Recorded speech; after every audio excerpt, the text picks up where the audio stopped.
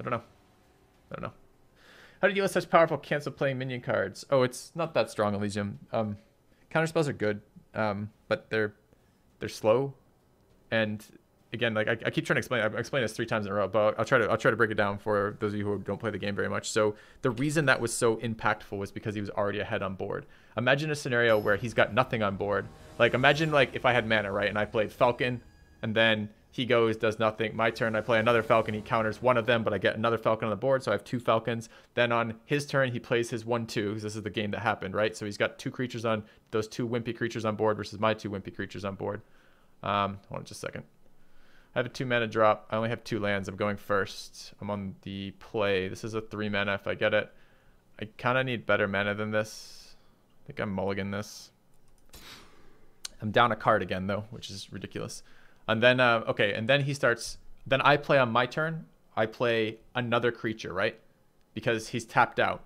So now I've got 2 Falcons on board and another creature versus what he has. And he then keeps counter spells up. Well, now he's behind on board. And every single round, I do damage to him, and he keeps mana up for counter spells. He only gets value out of those counter spells if I play it. And even when I play it, all he does is keep the board state as it is.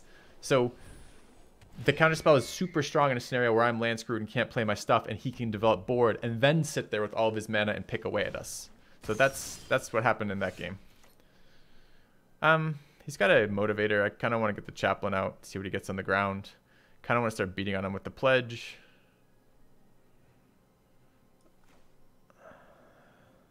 Let's see what comes out on the ground. So it just looked super powerful here, more than it was. You'd play pledge. This is white-red beatdown. It feels pretty good to have a chaplain out. Yeah, it trades super fucking well with everything he has, and he can't do anything here. Seems good to me. I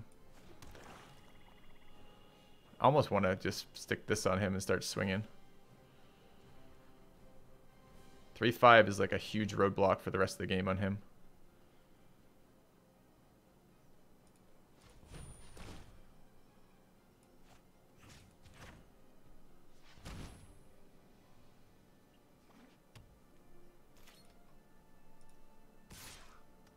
Okay.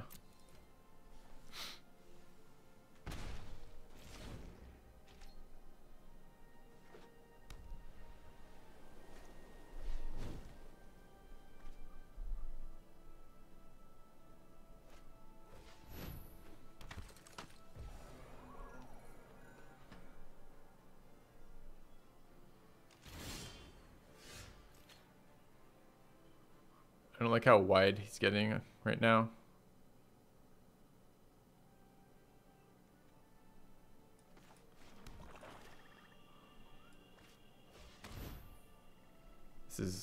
This is a trumpet blaster inspiring charge style deck with that.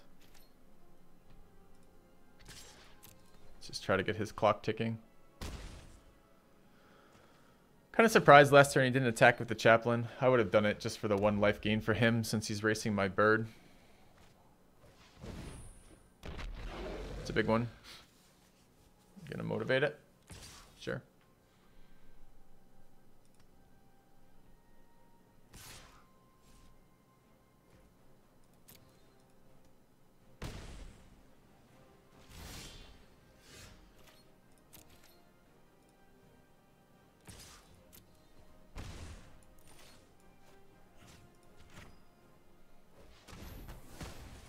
Did that help, Elysium, for explaining?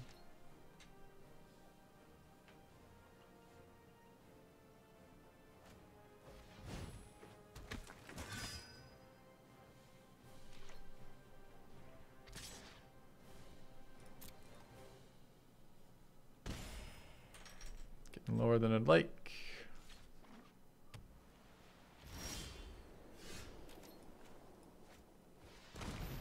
I don't know why we've only been able to play Knight of the Tusk once.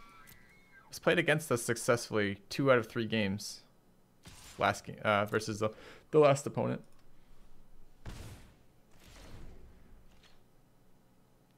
Yes, kind of like that, Elysium. Yep, who's sapping and assassinating. If he's on board ahead of time, then that means something. If not, it doesn't.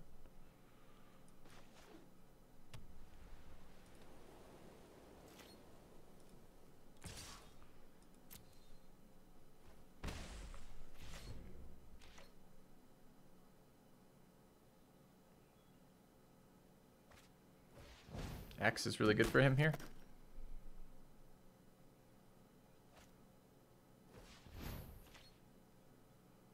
Three more life. If he's got a trick here, I'm gonna be pretty disappointed. He's got 2 mana. The first strike one is bad here for me, but I don't want to give him 2 creatures because if he does some wide inspired charge style stuff, I want to have chump blockers to eat the damage. Am I playing the 6-drop Knight because of my rare? No, I'm playing it because it fits the rest of our deck, which is presumably going to do something on the ground one day. I mean, it has synergy with that, but no, not particularly because of that. Our only other the only other big creature we have available is a Bog Stomper, which is better stats, but double black. Double black's a little awkward for us.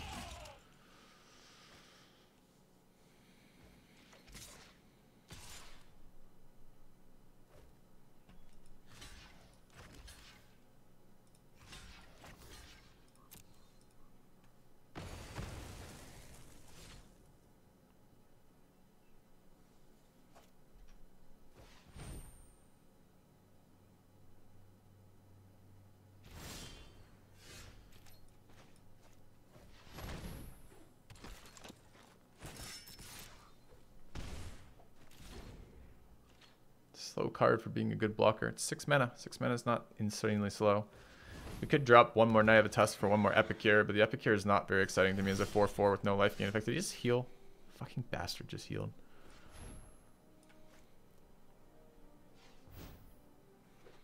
What do I get for value if I attack with the Tusk? 3.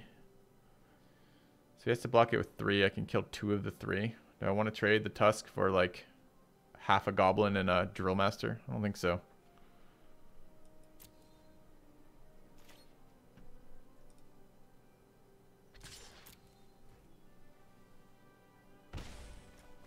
Okay. How can his opponent kill my bird if he can't block it? It's not that it's unblockable. He has to have a flying creature to block it. So flying can only be blocked by other flyers. He can also remove it with some sort of spell. He can debuff it to make it less threatening. He can force me to block with it, either by a spell or just by threatening the ground enough. There's ways you can do that. Whenever you draft, you end up with a larger deck than recommended and find it difficult to sift through. Any tips on that? Yeah, you're trying to build a deck that plays good. So the fewer cards in your deck, the more reliable you get those cards. So if you have a larger deck, imagine you had a deck of 1,000 cards and you're looking for your couple strong cards out of that, your really strong cards. You're not going to hit that very often. The goal of the smallest deck you can get is to hit the buffs most reliably. Excuse me, not the buffs, the bombs most reliably, the cards that you're actually wanting to play. Do I think Mind Rot has any value versus that player? I don't think so. He played a bunch of wimpy creatures that didn't come out very often, that came out wide and fast. Maybe I could be talked into an Epicure just because it's a lower mana cost. So there's a chance I'll get it out sooner versus a deck that's going that wide. I think a Pack Beast has good play versus that player, maybe over a Knight of the Tusk. Just to move that curve down a little bit. 4/4s seem to trade with his deck just fine.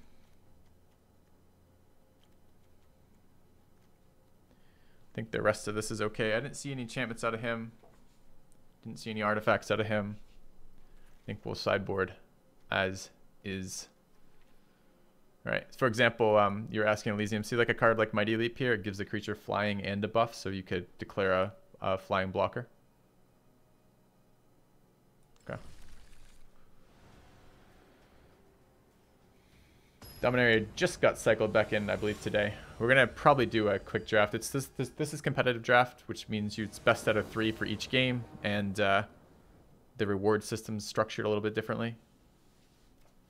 Well, the axe, yeah, I would have put Invoke versus the axe if I thought about it. Okay, so we've got something here. Motivator on 1 again. See, that's the best time to get that, for fucking sure. Don't get me wrong. It's pretty rare you get Motivator on 1 every game, but hey, maybe you run 2 of them or 3 of them. Maybe we'll see 3 Motivators from this game.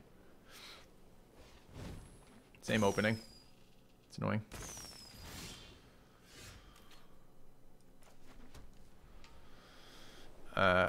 Sure. Oh, I'm not desperate enough to Drill Master as a blocker for a 1/1 right now, but I'm not trading 1 for 3. Make him lose creatures if he wants to attack into me. Okay, it's the second time he's cycled Crash through. There's a Falcon of his own. Sure. Let's get the Courser down.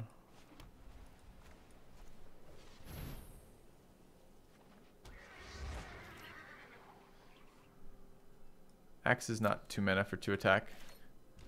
It's 2 mana to cast a thing and 2 mana to move it around. It's a very strong value card long term if you have the creatures to feed into it. It's just very slow.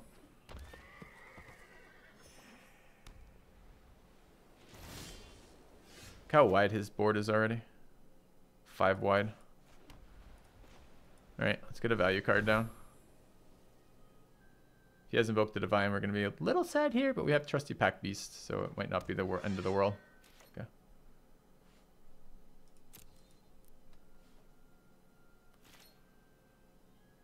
Too bad he's got that 2/3, otherwise this sword would wreck him. As it is right now, it's just going to thump into the 2/3. Just gives me 3 damage a turn.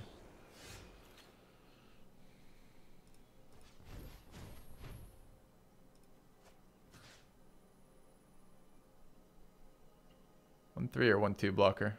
I guess 1/3 blocker. This is invoke the Divine turn. No. Okay.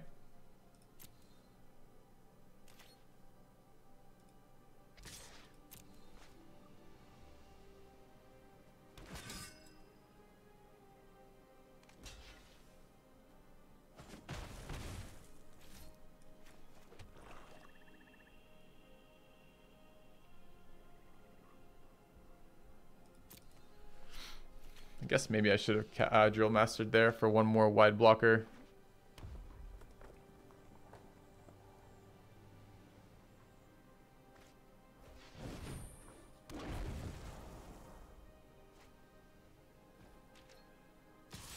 It's annoying. Took 5 there because I didn't play this drill master last turn. Forgot about the motivator. Do I want to throw an Epicure down? Guess I do.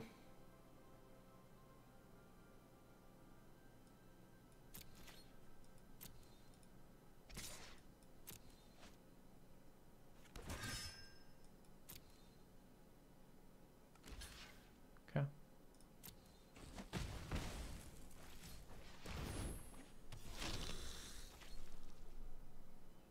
Attacking with Sword and Drill Master is unbelievably slow.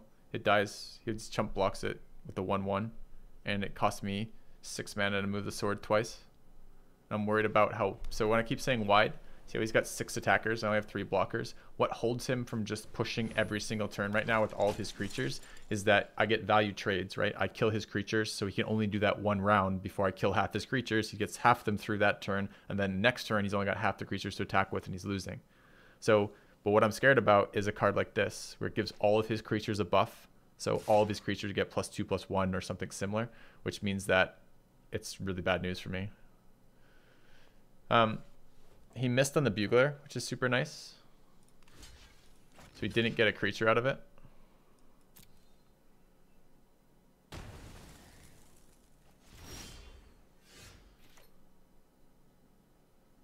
little awkward now, the Bugler can attack me.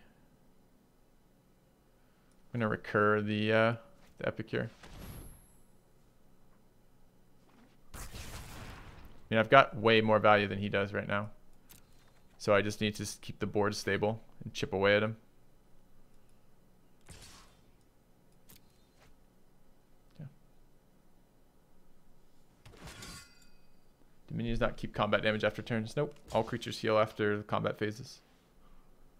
Makes toughness a lot more valuable than power. At least in my opinion. I mean, power is good for clearly doing things, but... Didn't attack me with the Bugler. Kind of surprised. Guess he didn't want to trade it for the Gravedigger.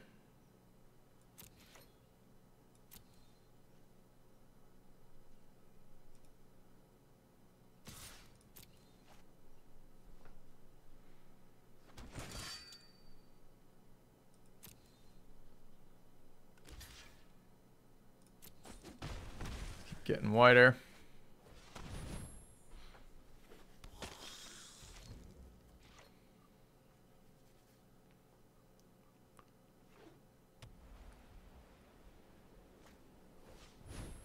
Yeah.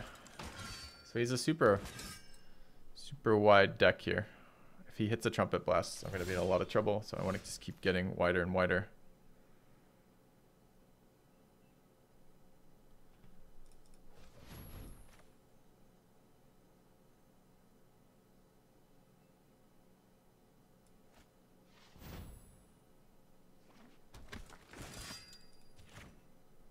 Eventually, I will be wide enough to do that to him too.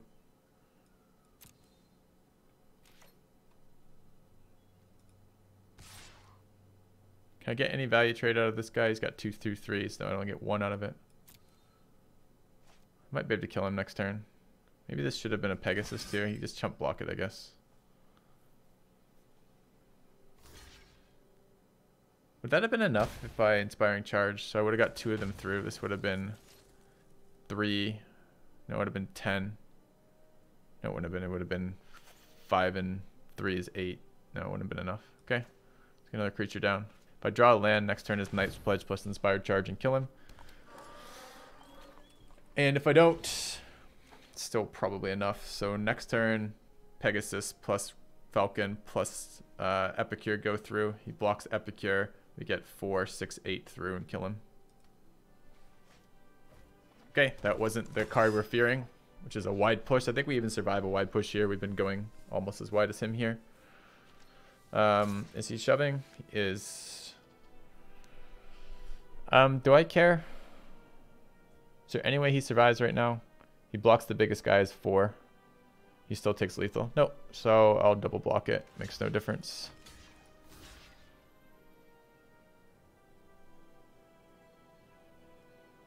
You can kill both those. It's the wrong block. So not the Drill Master. Yes, the Pack Beast. Okay. Oh, he has first strike this turn. Oops. Thanks. That's just a mistake. Doesn't matter, but it is a mistake. Totally missed the first strike portion of the Drill Master buff. Oops. All right, let's kill him.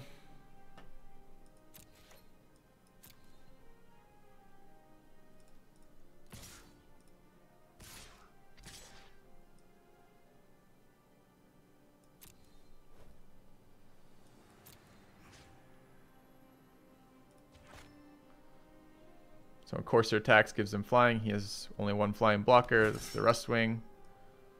Presumably he blocks the Epicure.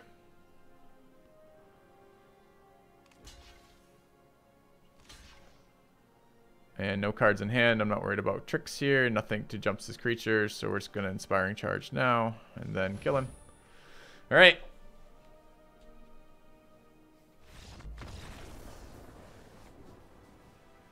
2-0 that guy. It's great.